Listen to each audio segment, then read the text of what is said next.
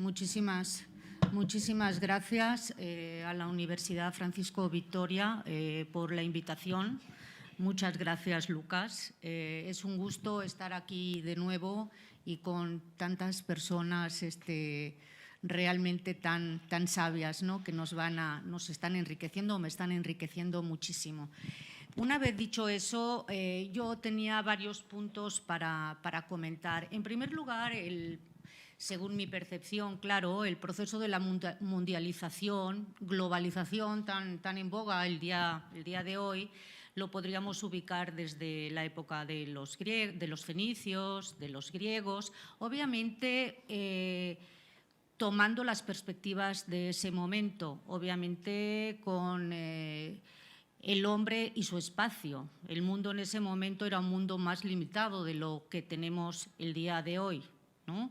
Simplemente los que hemos venido del otro lado del charco, ¿no?, que esa expresión se sigue utilizando desde hace varios siglos, ¿verdad?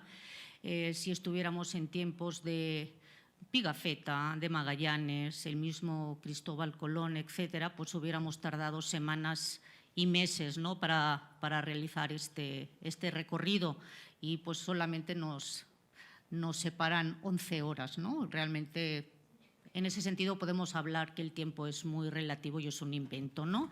Bueno, habiendo dicho esto, diríamos que, o yo mencionaría la importancia, y ahora sí tengo que decir la importancia que representó para este proceso de mundialización, la cuestión que aparece en el mundo europeo, en esa concepción europea totalmente teocrática, que va a ser el 711. El 711, cuando los árabes aparecen en el escenario europeo. Y eso va a tener repercusiones hasta prácticamente el siglo XV, ¿no? Una de las consecuencias más interesantes va a ser el encuentro de dos mundos, como mencionaban hace un rato, ¿no? Esa mal llamada, según también mi percepción, descubrimiento de América, porque no se descubrió nada, América siempre ha estado ahí, Europa siempre ha estado también aquí, ¿no?, en ese sentido. Ahora, esos 75.000 kilómetros que vamos a tener que narrar con el viaje, con la expedición de Magallanes, podríamos decir que voy a contrarrestar a aquellas personas, porque sí me he encontrado a varias personas que me dicen que España fue el burro que tocó la flauta, ¿no? Sí me siguen en esa expresión, que España no tenía que haber descubierto, no tenía las características propias que tenían otros países, otras regiones europeas, para haber iniciado ese gran viaje, esa apertura al mundo desconocido después de Hércules. Pues yo diría que sí, o sea, realmente sí, en España, en la península, porque todavía no hablaría yo de España, en la península sí se habían dado una serie de factores heredados, porque el conocimiento siempre lo vamos trasladando, el conocimiento siempre se va heredando, que habían permitido que tanto la zona de Portugal, el país de Portugal, como lo que posteriormente va a España, pudieran lanzarse a esa aventura. No podemos hablar de Magallanes, de Fernando de Magallanes, ese portugués que estaba al servicio de España, que se nacionalizó, como decía el doctor, se nacionalizó español. No podríamos hablar sin haber tenido el precedente de Behaim, ese cartógrafo que Magallanes tuvo acceso a sus informaciones, ¿no?, a esos mapas, que no tenían la dimensión real, efectivamente no tenían la dimensión que después nos dimos cuenta, se dieron cuenta, ¿no? No podríamos hablar tampoco de Magallanes si Magallanes no hubiera conocido a Ruy Faleiro. No hubiéramos podido hablar de Magallanes si hubiera sentido decepcionado porque también tenemos que mencionar esa palabra de las autoridades de los reyes portugueses, en este caso del rey Manuel. No podríamos tampoco mencionar a Fernando de Magallanes, sin poder reconocer que en algún momento tuvo contacto y tuvo muchísimas informaciones procedentes de João Serrao, que estaba en esa zona que pretendía él llegar y posteriormente regresó, pero por otra ruta. Y obviamente Magallanes, ¿no?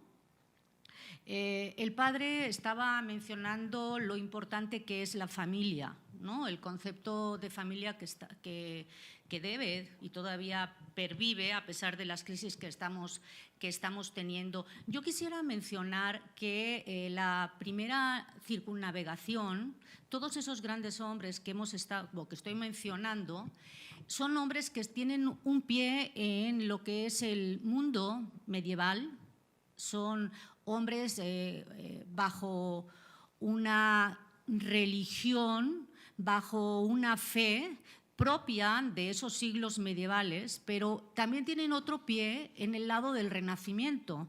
Y si nosotros revisamos la información que nos da Pigafetta, por ejemplo, ya no hablo de las capitulaciones que se encuentran aquí en los archivos, sino la misma información de Pigafetta, vamos a ver que se trata de hombres con pasiones, son hombres que tienen sus debilidades, que muestran cierto orgullo, y eso pues tampoco no está muy bien, y que en el caso de Hernando de Magallanes le va a ocasionar, según el relato de Pigafetta, le va a ocasionar que se atreva a bajar en una de las islas del archipiélago, concretamente en Mactán, y en Mactán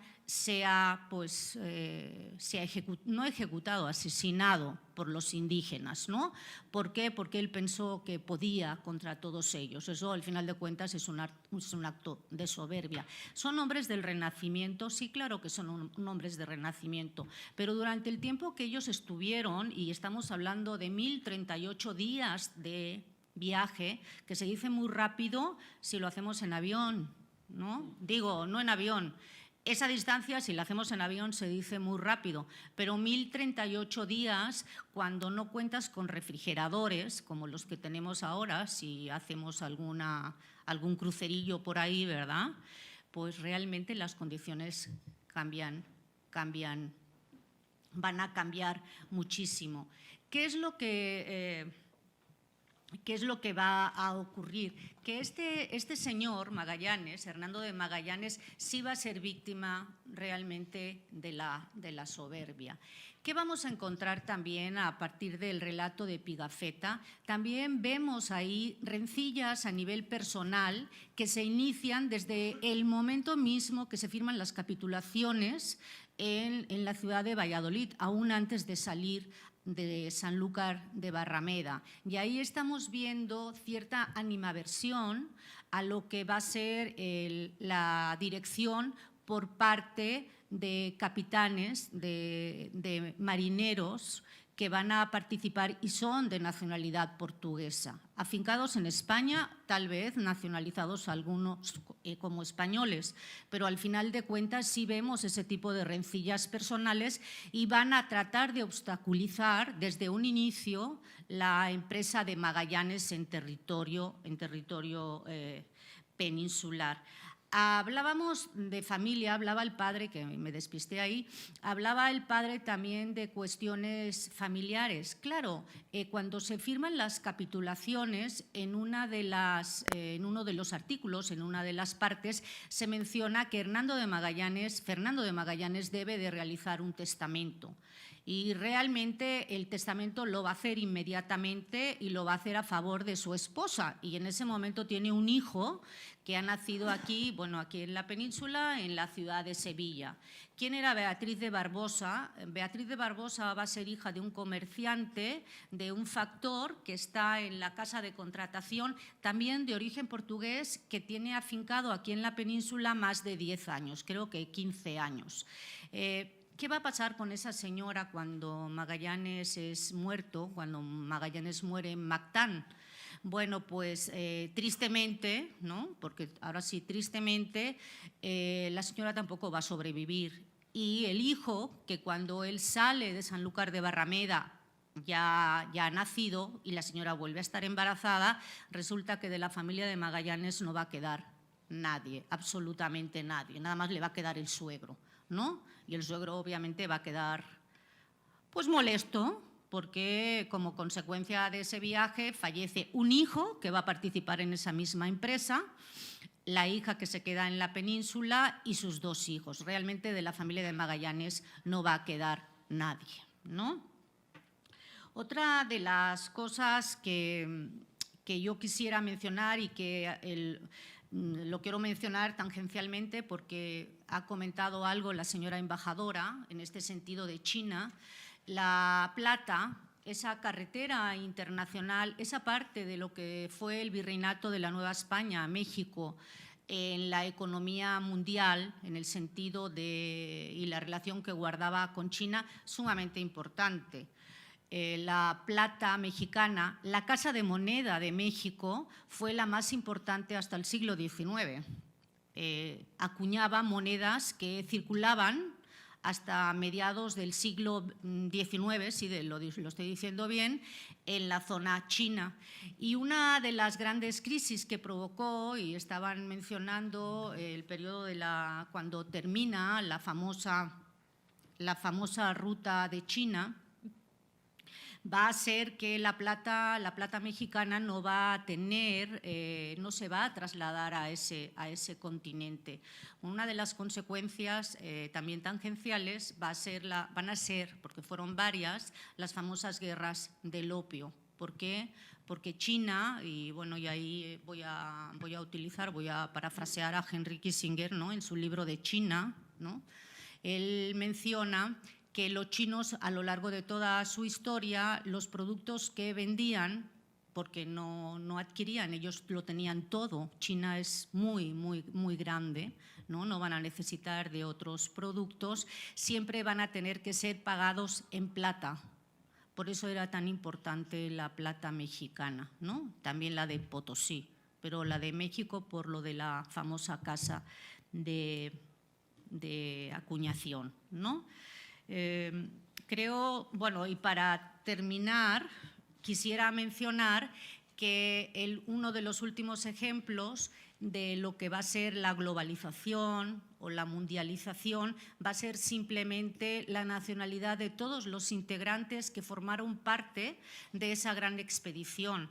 La mayoría estamos hablando cerca de un 60%, la mayoría de ellos eran de origen peninsular, pero el restante 40% lo integraban griegos, lo integraban italianos, lo integraban alemanes y entre todos ellos, no sé si utilizar bien la expresión inventaron, pero empezaron a desarrollar una lengua que se llamaba Volapük, en donde griegos, alemanes, españoles, vascos, etcétera, etcétera, etcétera, todos se entendían perfectamente. Y bueno, de los 18 hombres que regresaron a Sanlúcar de Barrameda y que obviamente fueron a dar gracias a la misma Virgen de la Victoria en la nave La Victoria, todos ellos sí se entendieron perfectamente. Es una muestra más de lo que es la globalización y mundialización, el acercamiento de 3 mundos, Europa, América y Asia. Muchísimas gracias.